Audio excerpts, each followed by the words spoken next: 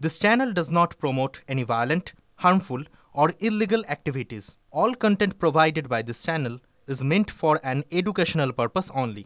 Top quality और consistent performance के लिए सिर्फ सिल्वर पंप्स नाम याद रखना। আবারও বেলাগাম শওকত নাম না করে দিলীপকে কুকথা তুই তোকারি। বিজেপির প্রাক্তন সভাপতি একটা গুন্ডা, সমাজ বিরোধী। পুলিশ না থাকলে বাড়িতে শাড়ি পরে বসে থাকতে হতো। ভাঙড়ে প্রকাশ্য সভা থেকে দিলীপকে আক্রমণ তৃণমূল বিধায়কের।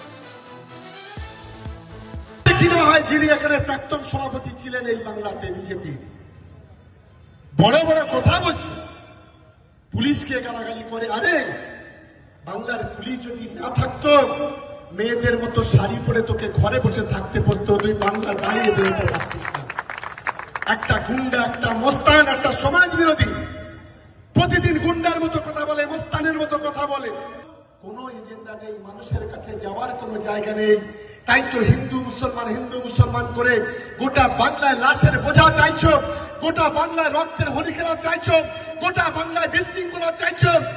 এটা বাংলার মানুষ কখনো মেনে নেবে না। আর আমরা হিন্দু মুসলমান করি না, আমরা হিন্দু করি। এটা যেন কান খুলে শুনে নেয়। দিলীপ ঘোষ হিন্দু মুসলমান করতে যাবে না কোনোদিন, হিন্দুই করবে। আর হিন্দুদের উৎসবে হিন্দুরা উৎসব করবে, রাস্তায় বেরিয়ে। কারো বাপের হিম্মত থাকলে আটকাক, আমি আছি সব জায়গায়। আর কোথায় যেতে হবে সেটা জিজ্ঞেস করুন ওদেরকে। কোনো চ্যাংড়ামি চলবে না। তোমরা ঈদ করেছো, কে গেছে গন্ডগোল করতে?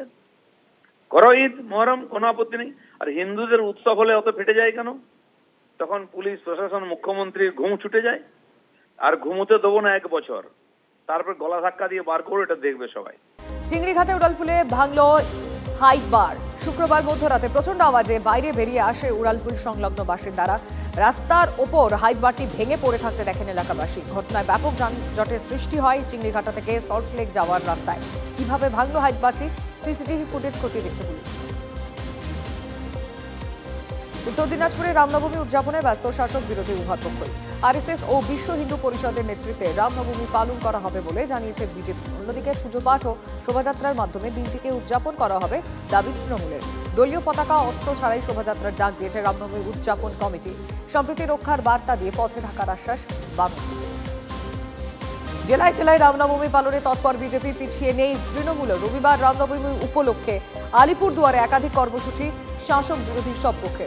এদিন শোভাযাত্রার আয়োজন করবে বিজেপি, যদিও পদ্ম শিবিরের কর্মসূচিতে কটাক্ষ শাসক শিবিরের। রামনবমীকে কেন্দ্র করে তুঙ্গে রাজনৈতিক চর্চা। বনগাঁও বিজেপির শক্ত ঘাঁটি, অথচ সেখানে এখনো জেলা সভাপতির নাম ঘোষণা করা যায়নি। ঠিকমতো হয়নি মণ্ডল গঠনও। বারবার গোষ্ঠী কোন্দল। এহেন আবহে কেন্দ্রীয় মন্ত্রী শান্তনু ঠাকুর ওই লোকসভার অন্তর্গত বিধানসভাগুলোর বিধায়ক ও বর্তমান জেলার সভাপতিকে নিয়ে বৈঠক সারলেন কেন্দ্রীয় পর্যবেক্ষক সুনীল বানসাল। ছিলেন রাজ্য বিজেপির সভাপতি সুকান্ত মজুমদার, সাধারণ সম্পাদক অমিতাভ চক্রবর্তীরা। দাসপুরে ভয়াবহ পথ দুর্ঘটনা, গাড়ির সঙ্গে বাইকের মুখোমুখি সংঘর্ষ। আশঙ্কাজনক বাইক চালক। দুর্ঘটনাগ্রস্ত 4 চাকার গাড়ি থেকে উদ্ধার হয়েছে মদ ও বিপুল পরিমাণ টাকা। ঘাটাল থেকে পাঁশকুড়ায়ের দিকে যাওয়ার পথে দুর্ঘটনা। গাড়ির চালক ও যাত্রী মদ্যপ অবস্থায় ছিল বলে জানা গেছে। উদ্ধার হওয়ার টাকা বাজেয়াপ্ত করেছে পুলিশ। ভারত থেকে বাংলাদেশে ওষুধ পাচারের চেষ্টা, গ্রেফতার এক পুলিশ সূত্রের খবর। একটি টোটো করে বিপুল পরিমাণ পেইন কিলার ট্যাবলেট বাংলাদেশে পাচারের চেষ্টা চলছিল। খবর পেয়ে সীমান্ত এলাকায় পুলিশের নাকাচেকিং, সেখানেই ধৃত টোটো চালক। উদ্ধার 4200 ওষুধ। ধৃতের নাম সোনা রাম রায়, জলপাইগুড়ির বুড়িজোত এলাকার বাসিন্দা। ধৃতকে 14 দিনের জেল হেফাজতের নির্দেশ।